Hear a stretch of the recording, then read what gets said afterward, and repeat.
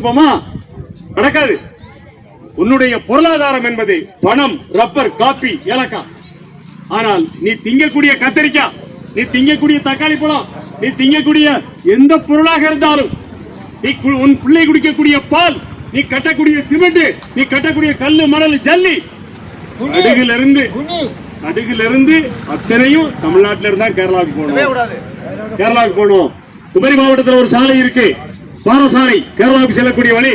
அடுத்த வழி எங்க செங்கோட்டை வழி, அடுத்த வழி குமிழி வழி, குமிழிக்கு அடுத்து கம்பமெட்டு, போடிமெட்டு, குளிஞ்சாமரம் வழியா பொள்ளாச்சி வழியா மேல போறதுக்கு ஒரு வழி, பாலக்காடு போறதுக்கு அந்த பக்கம் வாளையார் வழி, வாளையார் தாண்டியாச்சா நீலகிரி மாவட்டத்தில் நிலம்பூர் வழி, தாளூர் வழி, நாடுகாணி வழி, 18 வழி இருக்கு. போட்டுனோம்னா உன் ஊர்ல பிள்ளை பால் குடிக்க. 2011 போராட்டத்தில் பால் சக்கரியா கேரளாவில் மிகச்சிறந்த சாகித்ய அகாடமி பரிசு பெற்ற ஒரு எழுத்தாளர் பால் சக்கரியா எழுதுனா 2011 போராட்ட உச்சக்கட்டத்தில் இருக்கும் போது கேரளத்துக்கு வரக்கூடிய கத்தரிக்காய் தமிழ்நாட்டில இருந்து வருதுடா. கேரளத்து பிள்ளை குடிக்கக்கூடிய பால் தமிழ்நாட்டில இருந்து வருது. கேரளத்துக்கார சொகுசா படுத்துறங்கிறதுக்காக வீடு கட்டுறதுக்கார சிமெண்ட் தமிழ்நாட்டில இருந்து வருது. எல்லாம் கொடுக்கிற அவனுடைய வயிற்றில் அடிப்பது நியாயமா மலையாளிகள் கேட்டான். நைட்டோட நைட்டா பால் சக்கரையா வீட்டு அடிச்சு நொறுக்கி விட்டாங்க. யாரு? சோப்பு துண்டு போராளிகள் உடைச்சு விட்டான். பால் சக்கரையா வீட்டை உடைச்சு விட்டான். சாகித்ய அகாடமி பரிசு பெற்ற எழுத்தாளர் பால் சக்கரியா போச்சு, வீடு போச்சு. அரசாங்கம் என்ன செய்யும்? கேரள அரசாங்கம் அவன் வீட்டை உடைச்சது சரிதான் சொன்னான். சொன்னது யாரு? உம்மன் சாண்டி, செத்து போன உம்மன் சாண்டி. அவன் கம்யூனிஸ்ட் கட்சிக்காரன் இல்ல, காங்கிரஸ் கட்சிக்காரன். அவன் சொல்றான் அவன் வீட்டை உடைச்சது சரிதான்டா. இவர்கள் தான் என்ன செய்யறான்? இந்த முல்லை பெரியார் அணையை உடைக்க திட்டம் போடுறான். நீ உடைக்கணும்னு 40 வருஷமா சொல்லிட்டு இருக்க. 40 வருஷம் இன்னைக்கு நேரத்து இல்ல. இங்க ஒருத்தர் தான் பீர்மேட்ல CA குரியன். அவன் தான் முதல்ல ஆளு. 1979 மார்ச் 12ஆம் தேதி கேரளா சட்டமன்றத்தில் போயிட்டு ஐயோ டேம் பக்கம் இது வந்துருச்சு, பூகம்பம் வந்துருச்சு, டேம் உடைய போகுதுன்னு சொன்னான். கடைசியில அந்த CA குரியன் எங்க வந்து படுத்து கிடந்தா? நடக்க முடியாம மூணாறுல வந்து படுத்து கிடந்தா. அவனுக்கு பீமோத்திரானது யாரு? இந்த பச்சை தமிழ் மானங்கட்ட தமிழர்கள் மூணாறுல இருக்க பயிலுங்க. தேயிலை தோட்ட தொழிலாளி என்ன செஞ்சா? ஐயோ எங்களுடைய AITC முன்னாள் அகில இந்திய தலைவர் இப்படி படுத்துக்கிட்டாரு. பீமோத்திராலாம் தமிழ் மானங்கட்ட பயிலுங்க. CA குரியன் அவன் கடைசியில எங்க செத்தான்? மூணாறுல செத்தான். இவன் தான் முதல்ல முல்லை பெரியார் அணையை உடைக்கணும்னு சொன்ன பையன். அவன் கதை முடிஞ்சு போச்சு.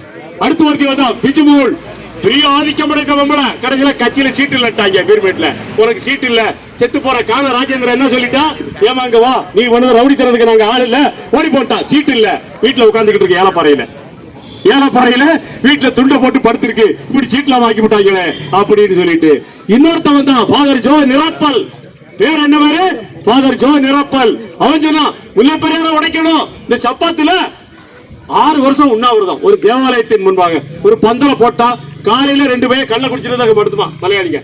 2 பேர் என்ன செய்வோம்? கள்ள குடிச்சிட்டு வந்து அந்த சப்பாத்து முன்னால இருக்கக்கூடிய தேவாலயத்தில் என்ன செய்வோம்?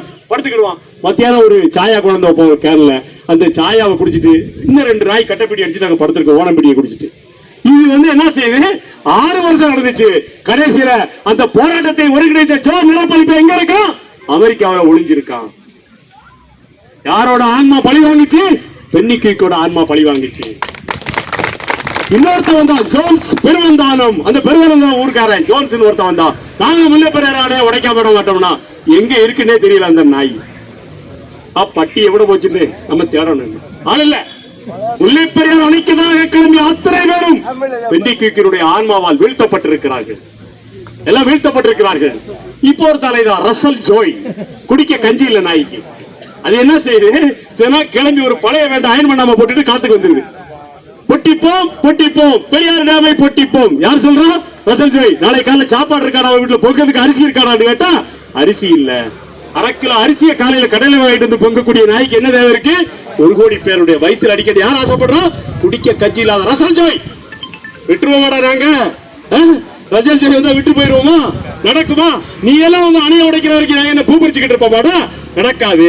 இந்த ரசல் ஜோய்க்கு பின்னால ஒருத்தவன் தான் ஜோசப். அவன் எல்லாம் அமெரிக்காவில் பணத்தை திரட்டான். அணையோட பண்ணா நானு. யார் சொல்றா? ஜோசப். நடந்துச்சா? ஜோசப் கடைசியில கோட்டயம் சட்டமன்ற தொகுதியில போட்டியிட்டு டெபாசிட்டை இழந்தார். கோட்டயத்துல 2020 பார்ட்டின்னு ஒண்ணு இருக்கு கேரளத்துல. அவன் என்ன செய்யறான்? அதுல போய் போட்டியிட்டு டெபாசிட் போயிருச்சு. என்ன சொன்னா? நான் ஜெயிச்சா முல்லை பெரியார் அணையை உடைப்பேன். போயிட்டான். இடிக்கிற ஒருத்தன் ஜெயிச்சான் போற தடவை. அட்வொகேட் சோய் சார்ஜ் இடுக்கி பார்லிமெண்ட்ல அவன் என்ன சொல்லி ஜெயிச்சா?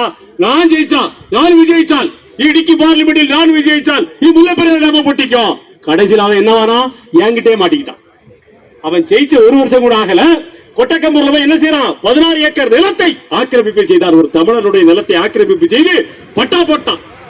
நாங்க வழக்கம் போல பஸ்ல மூணாருக்கு போனோம். போயிட்டு அங்க இருந்த சப் கலெக்டர் ரேணுராஜ், டாக்டர் ரேணுராஜ், ஒரு பொம்பளை, ஒரு டாக்டர், இன்னைக்கு எறணாகுளம் கலெக்டர், அந்த அம்மாட்ட போய் ஒரு பெட்டிஷன் கொடுத்தோம். அம்மா இந்த ரசல் ஜோய், இந்த அட்வொகேட் சோய் சார்ஜ் எம்பி என்ன செய்யறாரு?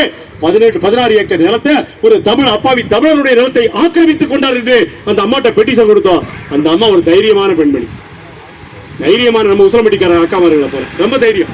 அந்த அம்மா என்ன செஞ்சது? எம்பின்னு கூட பார்க்கல, சம்மன் போட்டது. அன்வர் பாலசிக்கு ஒரு பெட்டிஷன் கொடுத்திருக்கிறாரு, நேரில் நீ விசாரணைக்கு வர வேண்டும். யார? ஒரு நாடாளுமன்ற உறுப்பினரை. இவன் என்ன பண்ணா? அட்வொகேட் சோய் சார்ஜி நேர சுப்ரீம் கோர்ட்டுக்கு போனான். ஐயோ சுப்ரீம் கோர்ட், ஐயோ நீதிபதிகளே, நான் ஒரு எம்பி, நான் மக்கள் பிரதிநிதி, இடுக்கி நாடாளுமன்ற உறுப்பினர், என்ன போய் ஒரு கலெக்டர் சப் கலெக்டர் வர சொல்லுதுன்னு கேட்டான். சுப்ரீம் கோர்ட் சொல்லிச்சு, நீ போகலன்னா உன்னுடைய ஆவணங்களை சரிபார்ப்பதற்கு நீ என்ன செய்ய வேண்டும்? தேவையுள்ள சப் கலெக்டர் கொடுடான்னு சொல்லிச்சு சுப்ரீம் கோர்ட். இவன் ஒளிஞ்சுக்கிட்டான். அடுத்த 5 ஆண்டுகள் தேவிகுளம் தாலுகாக்குள்ள அந்த அட்வொகேட் சோய் சார்ஜ் வரவே இல்லை. முல்லை பெரியாறு அணைய உடம்பு செல்வம் எங்க படுத்துக்கிட்டான்? கோட்டயத்துல படுத்துக்கிட்டான். ஒரு பெட்டு போட்டிருக்கான், நிரந்தரமா பெட்டை போட்டு தூங்கிட்டான். வரவே இல்லை தேவிகுளத்துக்கு. வந்தா அடி விழுந்திருக்கும். கொட்டக்கம்பூர்ல அவனை அடித்திருப்பார்கள். அங்க இருக்கக்கூடிய தமிழ் விவசாயிகள், பட்டை பூமி வைத்திருக்கக்கூடிய கொட்டக்கம்பூர் பட்டவட கோயிலூர்ல பட்டை பூமி வைத்திருக்கக்கூடிய தமிழ் விவசாயிகள் அவர் என்ன செய்திருப்பாங்க? அட்வொகேட் சோய் சார்ஜ் அடிச்சு ஓட விட்டுருப்பாங்க. ஆனா வர